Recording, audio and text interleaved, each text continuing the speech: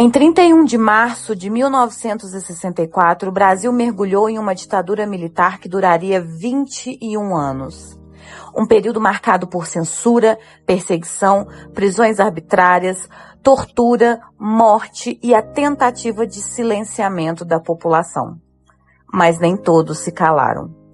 Nessa reportagem, damos espaço a quem enfrentou o regime, sobreviveu e segue lutando para que a história não se repita.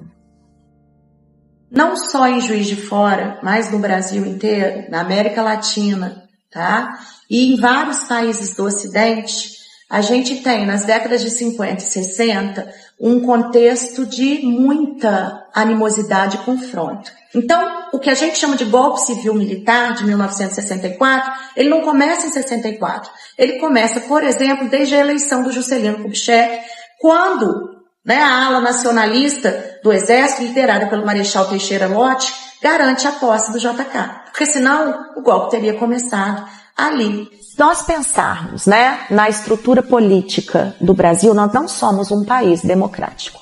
Essa democracia, ela desde que nós proclamamos a República em 1889, ela é uma democracia verticalizada. Eu digo que é sempre de cima para baixo. Eles eram jovens, estudantes, militantes, religiosos. Acreditavam em justiça, liberdade e igualdade. Escolheram enfrentar o autoritarismo com coragem, mesmo sabendo o preço. Meu nome é Luiz Antônio Sansão. Eu tenho apelido de Lula. E o meu Lula é antes do Lula lá. É bem anterior, é de criança mesmo. Eu tenho 75 anos, nascido em Juiz de Fora e fui preso quando eu tinha um pouco menos, eu tinha 21 anos de idade. Eu fui preso, aliás, eu não fui preso, eu fui sequestrado, na verdade. Bem, meu nome é Nair, meu nome de solteira é Nair do Rosário. Sou nascida em Araguari, no Triângulo Mineiro, e eu conheci o José Luiz em Belo Horizonte, em Belo Horizonte em 1964, Eu fui estudar, fazer serviço social em Belo Horizonte, e o José Luiz já estava em Belo Horizonte desde 1963, ele foi fazer medicina. Eu sou José Luiz Moreira Guedes, nascido em Juiz de Fora, em 10 de março de 1942,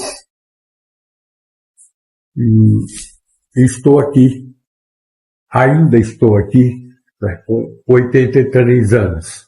Luiz Carlos Torres Martins, professor e cirurgião dentista. Cirurgião dentista, graduado aqui pela Universidade Federal de Juiz de Fora.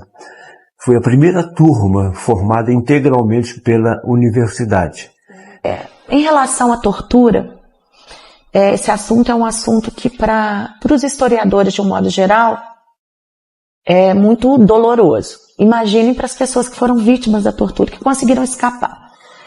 Porque invadiram a casa dos meus pais e me carregaram de lá, sem nenhum mandado de prisão, não tinha nada formal, vamos dizer assim, nada que comprovasse que tinham me levado. Simplesmente me carregaram dali. Isso foi em 1971, dezembro de 1971, e na época eu era estudante, fazia ciências sociais e fui dali, dessa prisão, para o DOI-CODE de Juiz de Fora, que funcionava ali na rua Mariano Procópio, onde hoje é a Auditoria Militar. O seu documento, se você começasse a olhar um documento, vamos usar assim, ele te cutucava com o fuzil. Não faça isso. Apresente logo o documento para a gente reagir. Reagir, então, aí que o governo Adhemar de Barros iria acabar com o Congresso. Então a pressão, assim, foi muito grande para a política estudantil, a UNE foi destruída, foi queimada. A prisão ocorreu mais ou menos entre 6h30 e 7 horas da noite, em dezembro, dia 3 de dezembro. O capitão que me interrogava me disse que, já que eu não ia dizer nada, que então iam me enviar para Belo Horizonte, porque aqui eles não torturavam. Mas que em Belo Horizonte eu sabia como as coisas eram diferentes. A Anaí sendo presa, grávida da Gilce, nossa filha Gilce estava no ventre. E essa foi uma tortura muito violenta, né? Ter a Anaí presa, grávida, né? A questão da morte do Luiz Francisco, o nosso filho. Segundo filho. Nosso Terceiro, né? filho, Luiz Francisco, que faleceu por 6 meses, longe de nós. E com relação a essa morte do Luiz Francisco, que foi causada pelas condições da ditadura. Então, eu ia ser enviado para Belo Horizonte, e lá, então, eu ia sofrer as consequências de não ter falado aqui. Eu me lembro que eu perguntei a ele se quem era pior, quem torturava ou quem mandava torturar. A luta que a Anaí teve que vivenciar todos os dias dessa gravidez, né? Então, eu queria que você trouxesse a questão do agapanto, se você puder, né? Se não for sofrimento demais. Né? A questão do Luiz Francisco. Sim. Não, eu vou falar sobre a integração na produção, porque... Cheguei lá no DOI-CODE, me colocaram dentro de um armário de guarda-vassoura. Tinha vassoura, esfregão, balde. Era um armário. Eu fiquei lá de dentro de mais ou menos 6h30 da manhã até 12h30, 1h da tarde. Em pé, no escuro, sem comer, desde a véspera. E sem dormir. Filho da Zuzu Angel, por exemplo, o Stuart Angel, ele era, né, de uma organização de resistência à ditadura, e ele passou uma madrugada inteira com a boca amarrada ao cano de descarga de um carro que ficou rodando. A Sônia, que à época era noiva dele, estava grávida, teve um taco de beisebol enfiado na vagina dela. Eles arrancavam os dentes das pessoas e enfiavam fios desencapados, né, naquela máquina de choque elétrico na genitália, enfiavam ratos, baratas, no ânus, na vagina das pessoas. Faziam a tortura psicológica. Violência física não, foi só violência psicológica, né? Eu tenho conhecimento de que nessa fase, foi um colega que estava do lado assim, ele presenciou, né, a tortura psicológica, né? Em 2 casos, quando eu estava o pessoal tomando banho de sol, o sargento, acho que era sargento, não lembro o que ele falou, tirou o pente da pistola e chegou por trás no pescoço dele e falou: agora é a sua vez. E apertou o gatilho, né, daquele, né, expressão psicológica. Eu acredito que ainda tenha relatos que a gente não alcançou, não vai alcançar, porque são coisas tão absurdas, tão selvagens, que rompem com o que a gente tem de mais importante na nossa espécie, né, na humanidade, que é enxergar o outro enquanto, né, um outro ser que compartilha com você a racionalidade, a solidariedade, e a tortura rompe com tudo isso, porque ela é brutal. Os que estavam me interrogando, eram os 2, saem, dali a pouco volta um sujeito grandão, enorme. Me pega e me tampa na parede, me agarra pelo colar e me tampa na parede. Aí começam as coisas. Você começa a apanhar. É um tapa aqui, ó, um soco, não sei o que e tal. Daí a pouco enche de gente no seu entorno. Outra vez, tira a roupa.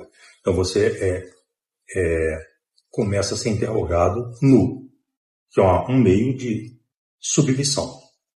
Aparelho de choque e te mandam tirar a roupa outra vez e amarram um fio na sua orelha, outro na sua genitália e começam a rodar um negócio que chama magneto, né? É o mesmo princípio do telefone antigo. E na medida que eles vão aumentando a manivela, a velocidade da manivela, o choque vai aumentando também e vai ficando insuportável. A repressão foi brutal. Ela chegou sem aviso, roubou tempo, sonhos, pessoas. Silenciou vozes com violência e deixou marcas profundas em quem sobreviveu. Isso faz parte da nossa essência. Está no nosso dia, na nossa noite, né? Em todos os momentos das 24 horas do nosso viver. A prisão tinha fim, mas o peso da vigilância, da desconfiança e do medo continuou. Mesmo fora da prisão, seguiram sendo punidos por tentar construir um país mais justo e democrático.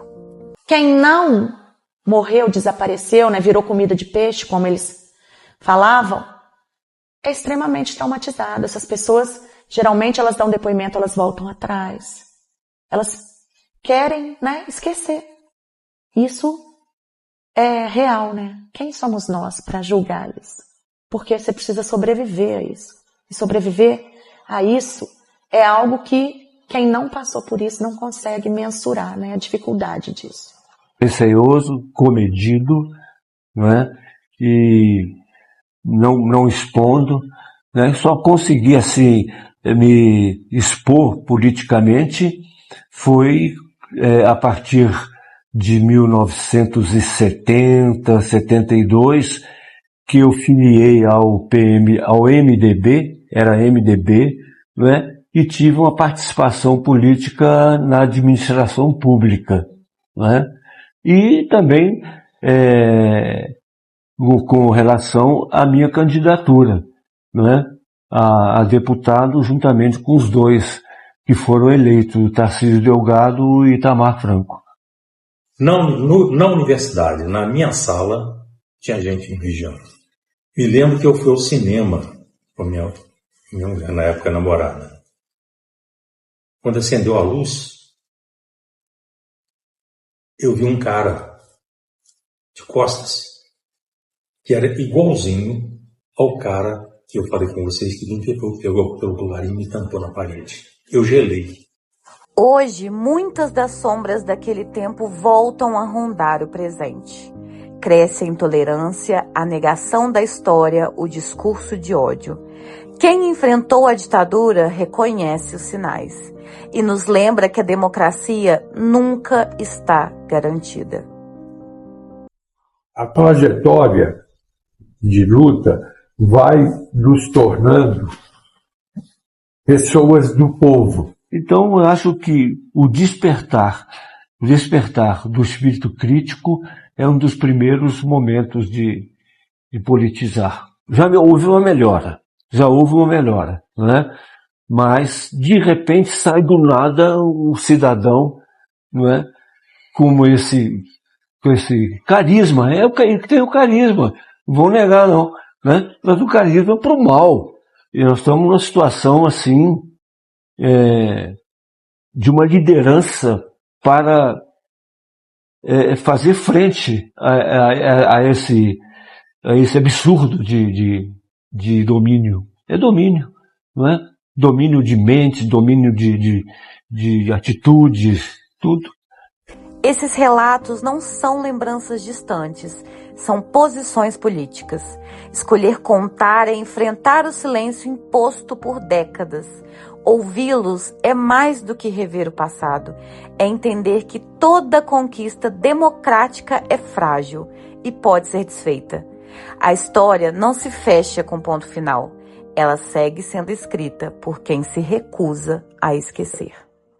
É uma coisa que está dentro da gente, né? Nós sofremos, mas nós lutamos.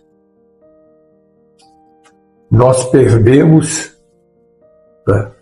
Mas nós ganhamos, né? As perdas não nos destruíram. Ainda estamos aqui.